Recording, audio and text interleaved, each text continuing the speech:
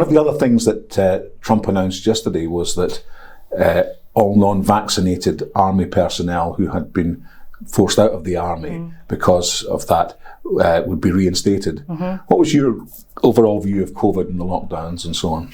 As I said, we had the pandemic preparedness plan. If we'd have gone with that, we shouldn't have been able to, in my view, we shouldn't have locked down completely. I think there was certain other countries that actually did far better than us and didn't lock down, and we need to learn from that. And we also need to have a look at the pandemic preparedness plan and why did it get ripped up? Why did it get thrown out? So, for me, it's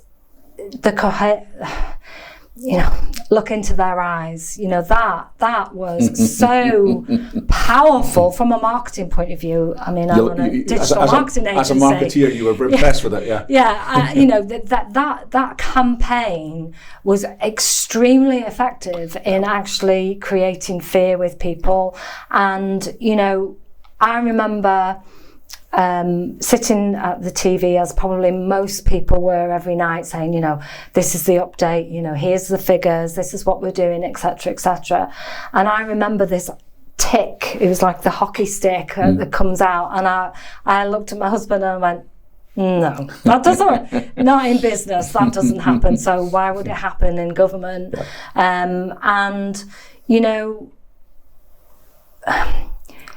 Of course, this all came straight from the Cabinet Office nudge unit, as they called it, which was basically psychological warfare. And you say it was great marketing, and I mean that in the sense of it got people fearful. Yeah. It got people terrified.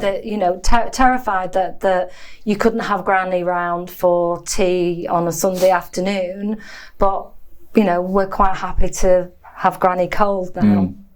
I mean, I went along with it to an extent. Well, I didn't really go along with it to an extent because almost nothing of what they were telling us to do had any sense to it, any logic to it.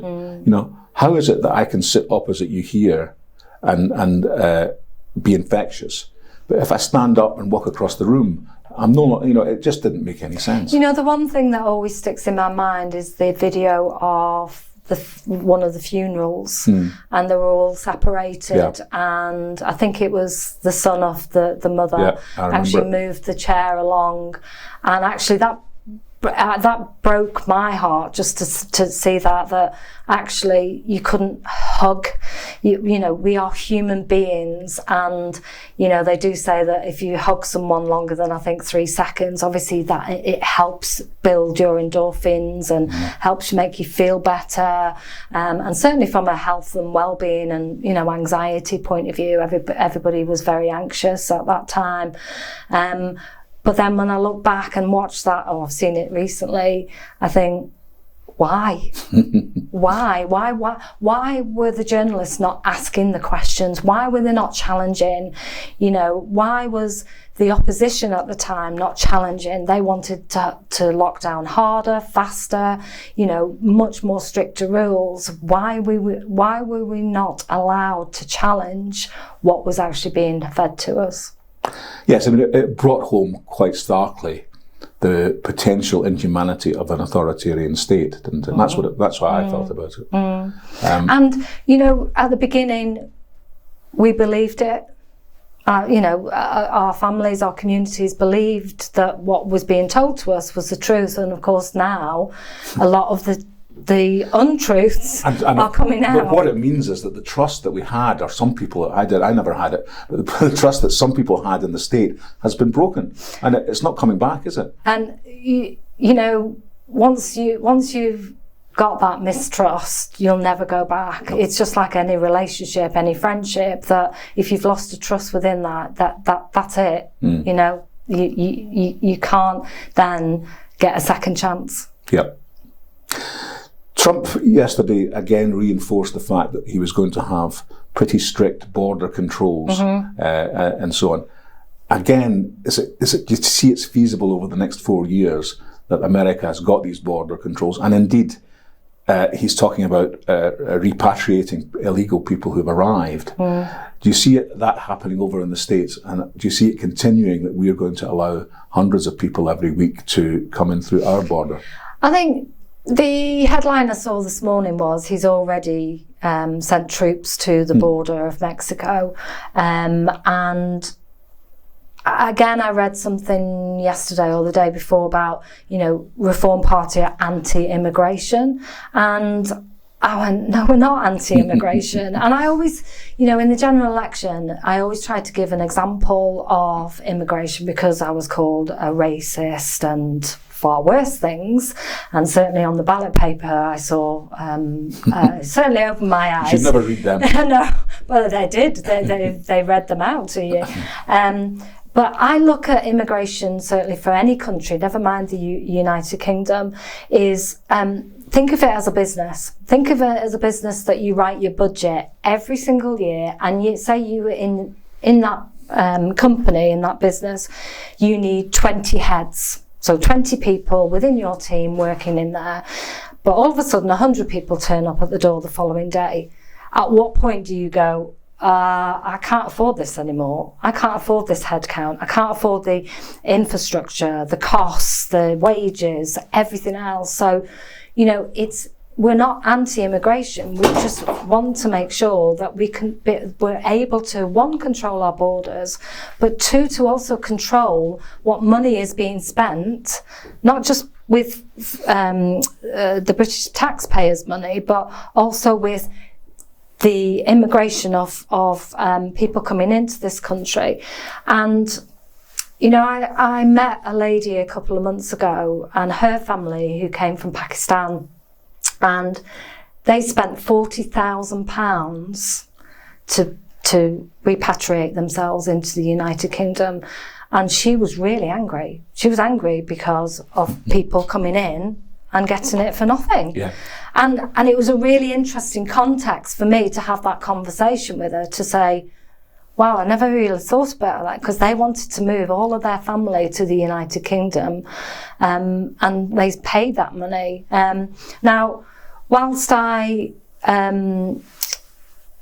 the party believes in controlling that number, and I absolutely believe that, I think also we do need to have some kind of constitution that people need to abide by, the values, the British values, the party says family, community, country, but, our way of life, our heritage, our sovereignty, our how, our history is taught in schools, etc. So, I think it's really important for us to anybody coming into this country to understand that. Yeah. I mean, you're absolutely right. There's no question that the demographics of the UK mean that we need immigration. Mm-hmm. We have an ageing population, we have a low birth rate, so we desperately need immigration. But we need to have controlled immigration. We need to get the right people here. And what's happening at the moment is, okay, the illegal immigration is a relatively small proportion. So, whilst it gets the headlines, but what we need to make sure, I mean, I saw a stat the other day which said that only 16% of the people who had come who legally were working. Yeah.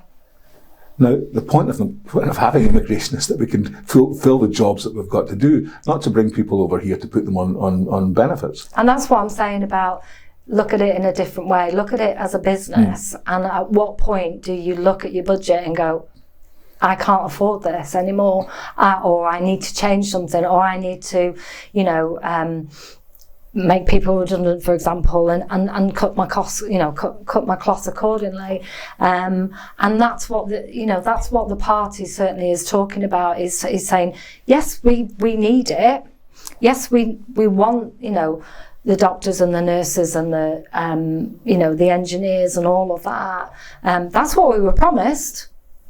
But what have we got? We've got, They set the salary cap at about 20,000. I think, I can't remember the figure, but it was around that.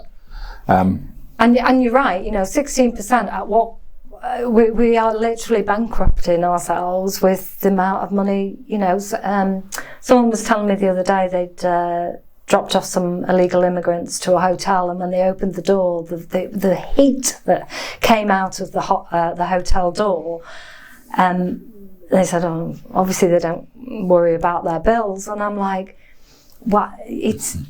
I almost think sometimes when I wake up, are we living on a parallel universe sometimes? Because it is about money in, money out.